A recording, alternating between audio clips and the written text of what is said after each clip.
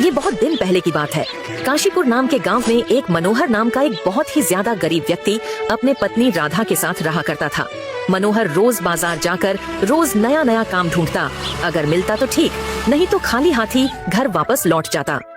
अरे चाय ले लो भाई, चाय ले लो, चाय ले लो, चाय चाय चाय, कड़क कड़क चाय ले लो। मात्र 5 रुपये है भाइयों, मात्र 5 रुपये हैं। अरे मोहन भाई, मुझे आज कुछ काम मिलेगा क्या? अरे मनोहर, मेरे पास अभी कुछ भी काम नहीं है भाई। तुम रोज रोज मेरे पास काम मांगने आते हो, मैं तुम्हें रोज रोज काम कहाँ से दूंगा? अभी मेरे पास फिलहाल कुछ भी काम नहीं है। अच्छा ठीक है मोहन भाई, कोई बात नहीं, मैं बाजार के अंदर जाकर देखता हूँ, अगर मुझे कोई काम देता है तो ठीक है। मनोहर पूरे दिन बाजार के चौराहे पर खड़ा रहता है, लेकिन उसे कोई भी काम नहीं मिलता है। हे भगवान, मुझे आज भी काम नहीं मिला। अगर ऐसा रोज होता रहेगा तो मेरा गुजारा कैसे होगा? और ऊपर से अभी घर जाने के बाद राधा मेरे ऊपर खूब चिल्लाएगी। भगवान, ये कैसी परीक्षा ले रहे हो मेरी? चलो भाई चलो, अब क्या ही कर सकते हैं। इतना कहकर मनोहर अपने घर चला जाता है। अरे आज आप इतनी जल्दी आ गए, क्या बात है? अरे क्या बताऊँ राधा, आज मुझे फिर से कुछ भी काम नहीं मिला। लोगों के पास काम मांगने जाता हूँ तो लोग बोलते हैं, भाई हम तुम्हें रोज रोज काम कहाँ से देंगे? आजकल काम मिलना बहुत मुश्किल हो गया है।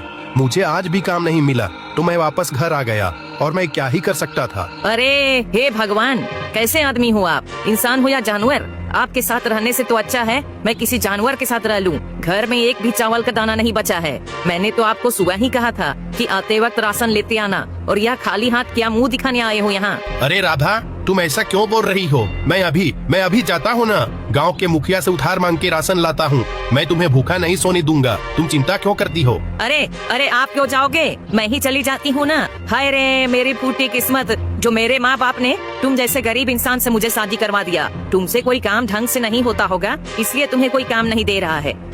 कल से मुझे किसी भी हाल में पैसे चाहिए, समझे? ठीक है भाग्यवान, मैं कल सुबह सुबह ही काम की तलाश में निकल जाऊंगा। तुम चिंता क्यों करती हो?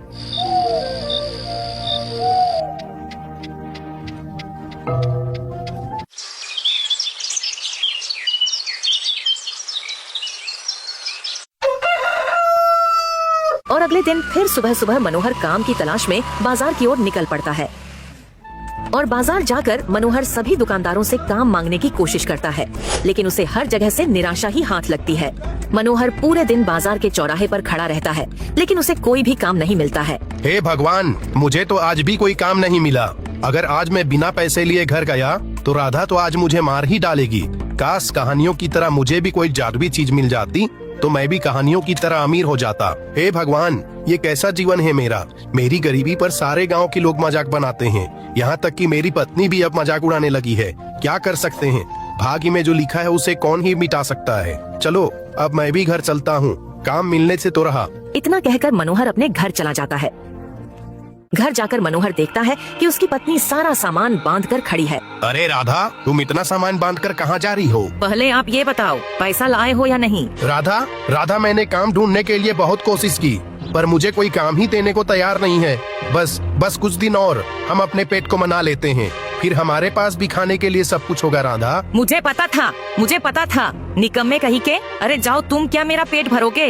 तुम्हारे पास तो एक फूटी कौड़ी तक नहीं है। अरे कुछ नहीं तो मेरे भाई से ही सीख लो, महीने का 50,000 रुपया कमाता है। तुम्हारे जैसे बेरोजगार गरीब के साथ अब मैं और 1 मिनट भी नहीं रह सकती। मैं अपने मायके जा रही हूँ, जब तुम्हारे पास पैसा होगा तो मुझे बुला लेना। इतना कहकर राधा शहर अपने भाई देवेंद्र के पास फोन लगाती है। भाई मुझे तुरंत लेने आओ मेरे घर। राधा सारी बात अपने भाई देवेंद्र को बता देती है। कुछ ही देर में देवेंद्र गाड़ी लेकर अपने बहन के घर उसे मायके ले जाने कार लेकर आ जाता है।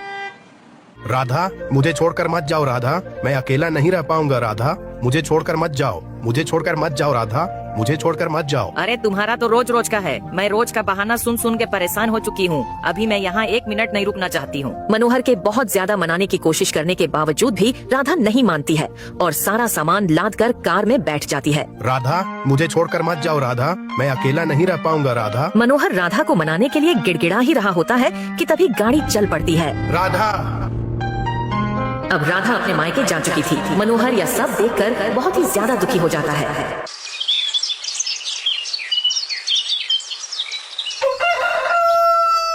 अगले दिन मनोहर सुबह जल्दी उठकर दुखी मन को लेकर गांव के ही सेठ के पास काम मांगने के लिए जाता है। क्या रे मनोहर, क्यों आए हो मेरे पास? सेठ जी, मुझे काम दे दीजिए, मुझे पैसों की सख्त जरूरत है, नहीं तो मैं पूरा बर्बाद हो जाऊंगा। पहले तो मुझे गांव वालों ने गरीबी के कारण छोड़ा ही था, अब यहाँ तक कि मेरी पत्नी भी मुझे छोड़कर अब मायके चली गई। सेठ जी कृपया मुझे काम दे दीजिए, मेरी मदद कीजिए सेठ जी। अरे मनोहर, तुझे मैंने कितने बार कहा है, मेरे पास तुम्हारे लिए कोई काम नहीं है।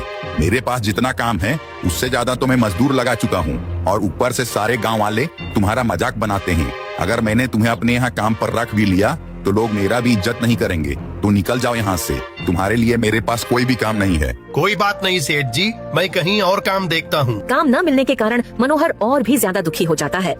मनोहर दुखी होकर अपने गांव के ही तालाब के किनारे जाकर बैठ जाता है और अपने आप को कोसने लगता है। हे ऊपर वाले, कैसी जिंदगी हो गई है मेरी, ना तो कोई मुझे काम देता है और ना ही कोई मेरी इज्जत करता है। यहाँ तक कि ऊपर वाले मेरी पत्नी को बुरा समय में साथ होना चाहिए था, लेकिन उसने भी मेरा साथ छोड़ दिया। आजकल ये कैसा दिन आ गया है, जब पैसा रहता है तो सब पूछते हैं, लेकिन पैसा ना होने से आज मुझे कोई भी नहीं पूछ रहा है, ना ही कोई पैसा देने को तैयार है। ऊपर वाले, अब तू ही तो मेरा एकमात्र सहारा है। मनोहर अपने आप को कोस ही रहा होता है कि तभी वहाँ एक बुढ़िया आती है। क्या हुआ बेटा, तू बहुत परेशान लग रहा है, तेरी परेशानी का क्या कारण है? मुझे भी तो बता दे बेटा, क्या पता मैं तेरी मदद करने लायक हूँ। अरे दादी माँ, आपको तो हमारे गांव या किसी आसपास के गांव में भी नहीं देखा आपको।